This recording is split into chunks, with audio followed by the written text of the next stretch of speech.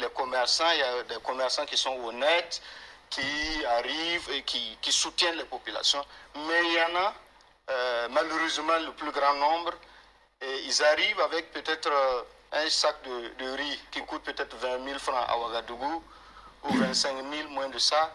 Ils arrivent, ils multiplient par 3.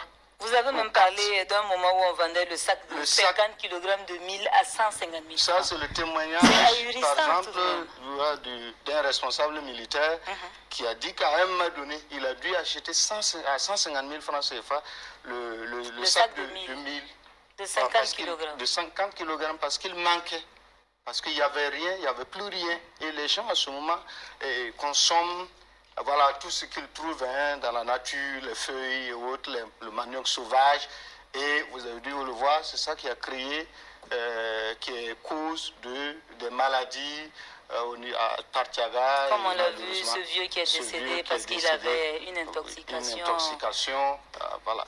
Donc, c'est vraiment, je pense que les commerçants, tout le monde doit travailler à ce que cette situation-là vraiment soit un vieux souvenir. Ça relève du passé. Ça relève du passé. Parce que ça ne sert à rien de faire de la surenchère, d'augmenter les prix, créer l'inflation. Certains font de la rétention de denrées et ils attendent. Exactement. Ils attendent qu'il y ait de la rareté sur le marché et ils augmentent les prix. Ils augmentent maintenant les prix. Je vous prends un exemple. C'était aussi à Diapaga. Et en ce moment, les forces de défense et de sécurité ont vraiment pris leurs responsabilités. Sont allés casser certaines boutiques pour sortir des vivres.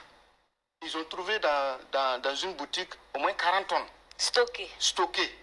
Alors que dans la ville, vraiment c'était la croix et la bannière pour pouvoir même avoir à manger. Et alors, ils ont dû saisir ces vivres-là et distribuer aux populations qui étaient vraiment affamées, à bout. Et malheureusement, je ne sais pas, il y a le témoignage d'un policier qui dit qu'actuellement il est poursuivi par le procureur parce que un commerçant est allé le convoquer. Et là aussi, il faut que les gens essaient de relativiser, de contextualiser. Mais je pense qu'il y aura des enquêtes qui vont permettre de situer la réalité des choses et de situer les responsabilités pour tout un chacun. Alors, on a vu également ces enfants qui manquent de tout, des nutriments de base qui sont totalement amaigris. Et on le voit dans les images, c'est ce qui a été envoyé par le gouvernement. Oui, dès que je suis rentré immédiatement, l'alerte a été donnée. Et les autorités ont rapidement envoyé des produits et vraiment c'était la joie à Partiaga et les populations sont venues, elles ont été servies et c'était vraiment la joie. Et ça aussi, ça veut dire qu'il va falloir que permanemment, souvent les informations montent jusqu'au sommet pour que il y ait des réactions, des réactions, parce que souvent il y a certaines situations qui ne sont pas trop connues et là on va dire non, ça c'est le problème d'un tel, pourtant en réalité si tu ne vends pas ta maladie, tu ne peux pas trouver le remède. Alors l'Iradan Philippe Ada, on a également vu cet infirmier en chef, vous l'avez dit dans le reportage, le seul agent de l'État en poste depuis 2023. Oui, quand on fait le tour, on est un peu désespéré. On arrive dans certaines localités, on a encore de l'espoir. Et cette personne, cet infirmier m'a donné l'espoir voilà, que la situation n'est pas aussi dramatique parce qu'il y a des gens qui font face. Et lui, il est là depuis pratiquement novembre. Il m'a dit quand il arrivait, il pesait 116 kilos. Mais quand vous le voyez aujourd'hui, il a complètement fondu.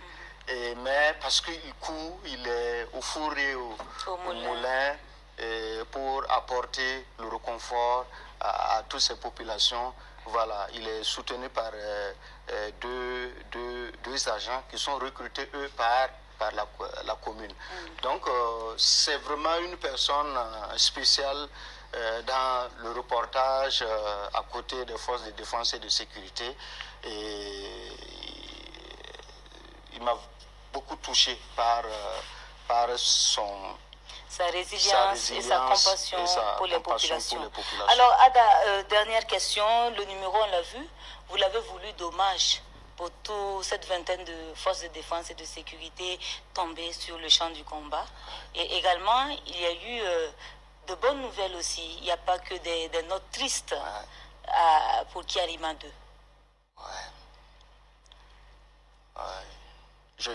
Je pense à ses camarades, parce qu'il m'appelle camarade. Et je pense à Vegem. On voit les images qui défilent, oui. Chaka, voilà, Chaka par exemple. Et quand on était à Diapaga, il nous a informé que sa femme venait d'accoucher. Sa femme a accouché quand on était à Diapaga et c'était la joie dans le groupe. On le félicitait et on souhaitait qu'il puisse regagner sa famille rapidement pour pouvoir voir son bébé. Et malheureusement, il y est resté. Il y est resté. Et c'est lui que nous voyons à l'écran, là. Alors, difficile de commenter tout ceci, on comprend l'émotion. Madame, monsieur, 52 sur la RTV.